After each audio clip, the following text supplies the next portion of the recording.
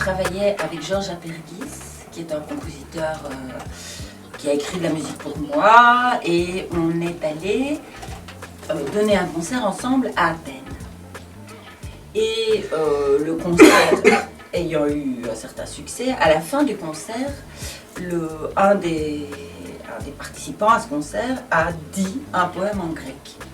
Et je ne comprenais pas malheureusement, mais à la fin du concert, à la fin de la lecture de ce poème, le public s'est levé d'un seul coup en criant bravo, bravo, enfin, et ils étaient visiblement extrêmement émus. Et donc bon, ça m'a interpellée. Après j'ai demandé à ce comédien, qu'est-ce que c'est ce que tu as récité comme ça par cœur en grec? Il m'a dit, ah, c'est un poème de Ritsos. Il faut que je lise ça. Et c'est comme ça qu'on a découvert la poésie de Ritsos, mais on sentait bien qu'il y avait entre Ritsos et le public une relation presque passionnée, enfin, très affectueuse. Et donc, je dois dire que une des premières choses que j'ai lues, c'était Ismène, que j'ai fait lire à Enrico, qui a été touché lui aussi. Nous avons demandé à Georges Apergis s'il serait d'accord de travailler avec nous sur Ismène. Il a dit ça fait 20 ans que j'en ai envie. Et donc voilà, c'était parti.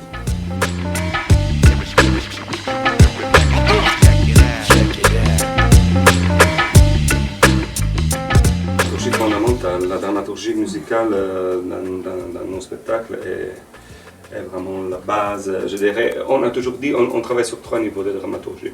Une dramaturgie de personnages normal, une dramaturgie musicale et une dramaturgie visuelle. Et les 3 agissent complètement en parallèle. C'est-à-dire, on travaille sur 3 langages différents qui coexistent, qui se complètent, mais qui ne sont pas jamais l'illustration l'un de l'autre. Donc l'image ne vient pas renforcer la parole parce qu'elle va toujours dire quelque chose d'autre. Ce quelque chose d'autre est parfois quelque chose qui vient du texte de Ritsos et qu'on a parfois éliminé, on a fait des coupures dans le texte et parfois ce qu'on a enlevé est pris en charge par l'image ou bien c'est notre perception du texte qui est pris en charge par l'image. Donc il y a le jeu peut raconter une chose et l'image en raconte complètement une autre.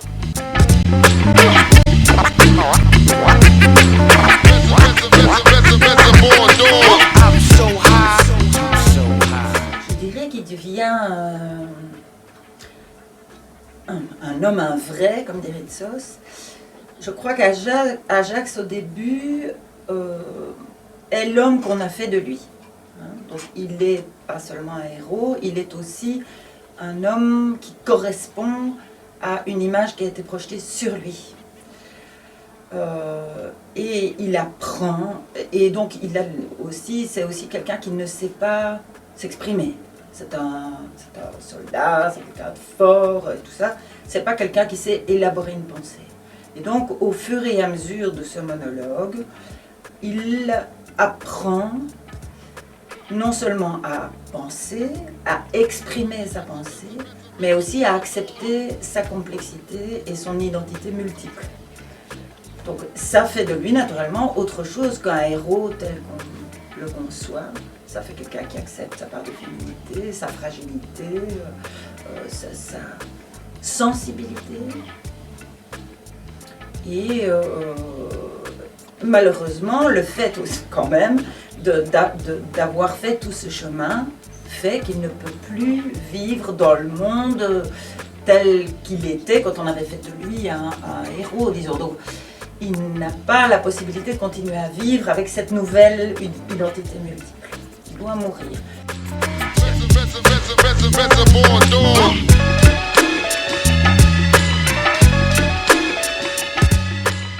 Non, c'est un texte qui est vraiment en plein guerre du Vietnam. C'est un texte anti-militarisme, mais Ritsos, je crois qu'il soit complètement engagé politiquement.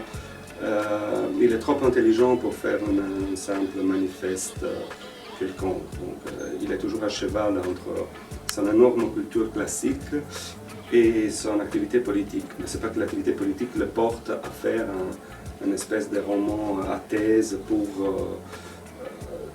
pour démontrer ce qu'on veut. Comme disait Marianne, c'est seulement une réflexion sur la société et sur comment la société peut attribuer des rôles. C'est clair que c'est arrivé à tout le monde. Il y a un moment dans lequel les petits enfants et les petites filles jouent ensemble. Et après, il y a un moment dans lequel il faut diviser. Toi, tu dois jouer avec des poupées et l'autre doit jouer avec des armes. Et si le garçon joue avec des poupées, il se fait moquer dans le groupe, il est rejeté. Et donc c'est terrible parce qu'on l'appelle de tous les noms. Et c'est là qu'il y a des personnes qui se sont complètement à côté parce qu'ils trouvent qu'alors ils doivent jouer un rôle que peut-être leur appartient. D'une certaine façon, mais aussi le monde dans lequel on vit a tendance à se replier très fort sur des valeurs de ce type. Donc je ne prétends pas qu'un spectacle comme le nôtre combat ça, des valeurs de marché, mais enfin, oui. Oui, donc en revenant, Ritsos voulait dire grosso modo deux choses. Voulait dire que la guerre est rien tout le temps de façon très nuancée, mais il nous dit tout le temps que la guerre est toujours la même chose. Que guerre, révolution, contre-révolution, combien de fois ça a été la même chose, ça c'est dans Ismène, ça revient tout le temps. Il dit deux choses, il dit ce message-là. Et un message fort sur l'identité. C'est-à-dire qu'un individu qui est privé de son identité dans laquelle on a remplacé le respect d'un rôle que la société lui attribue, donc le fait de plutôt répondre à ce que la société s'attend de toi plutôt qu'à ce que tu sens à l'intérieur de toi, porte à un déséquilibre. Et finalement, c'est pour ça qu'il y a une sorte de résolution.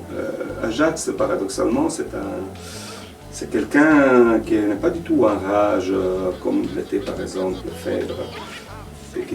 Le suicide d'Ajax, c'est un suicide. I'm so high. I'm so high. You so high.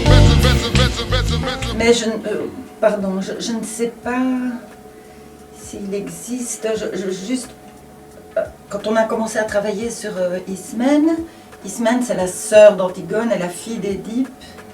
Et une des raisons pour lesquelles j'avais été tellement touchée par ce personnage, c'est parce que c'est quelqu'un qui refuse l'idéal héroïque et qui explique bien pourquoi. Parce qu'elle trouve que l'idéal héroïque est quelque chose qui coupe du monde, qui est essentiellement égoïste, égocentrique et qui coupe de la vie elle-même. Hein. Elle développe ça. Et je me souviens d'avoir fait lire le dossier à un ami qui m'avait dit « Mais comment peux-tu toucher à une figure comme celle d'Antigone? Toi, une femme, en plus. » Et donc ça avait déclenché une discussion intéressante. Nous, on n'a pas l'intention de dire qu'Antigone est moins bien qu'Ismène. Simplement, est-ce que cette forme, la question qu'on se posait à ce moment-là, c'est qu'est-ce qui est le mieux?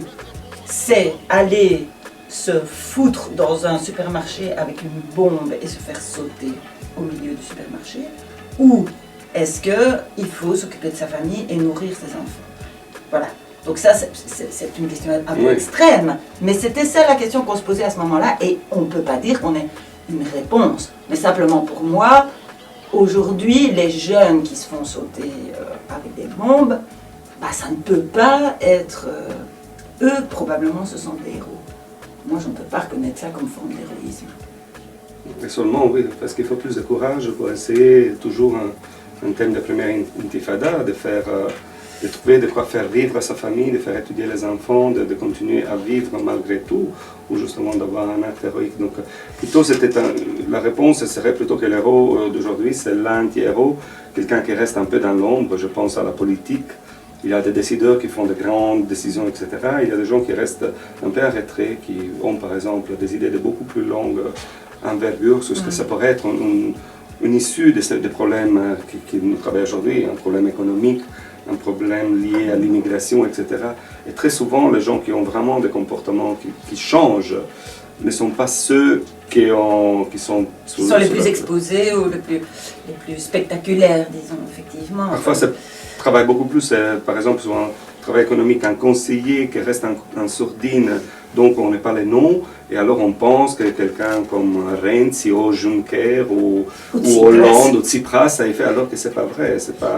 Ça, c'est l'aspect médiatique. Oui, voilà. Je ne veux pas dire que ce soit, pour revenir à une de tes questions, que Tsipras ce soit un héros contemporain. Je trouve que l'héroïsme est dans la part de gens qui ont tout laissé, qui vont diriger des centres dans lesquels on distribue des médicaments gratuitement Et comme ça, Tsipras, je trouve quelqu'un qui a fait un choix extrêmement risqué. C'est un jeu de la loterie qui a demandé un référendum qui a plongé les Grecs dans une situation encore pire. Déjà, ils étaient mal, mais après, je pense qu'ils l'ont escompté. Donc, je ne le mettrai pas du tout dans les héros. Par contre, si on lit, si on va en Grèce, on voit ce qui se passe tous les jours au niveau de la communauté du quartier, des gens qui vont apporter des médicaments parce qu'il n'y a plus de soins de santé, des médecins qui travaillent gratuitement après leur horaire pour soigner gratuitement les gens qui...